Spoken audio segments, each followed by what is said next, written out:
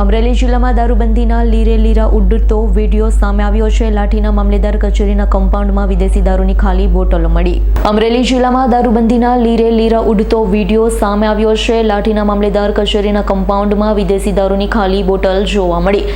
દારૂબંધીના છેદ ઉડાડતો લાઠી સરકારી કચેરીના કમ્પાઉન્ડમાં જોવા મળ્યો।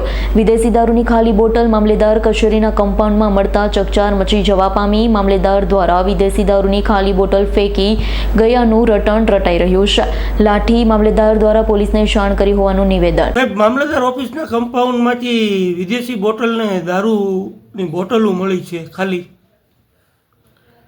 હા, એ સવારે અમારે જે કચેરી કમ્પાઉન્ડ છે વોલ કમ્પાઉન્ડ વોલના ખૂણા પાસે અને પાછળની સાઈડે કોઈ ખાલી બોટલો નાખી ગયું છે। એની માટે અમે પોલીસને લેટર લખ્યો છે આગળની તપાસ કાર્યવાહી કરવા માટે। ક્યારે લેટર લખ્યો?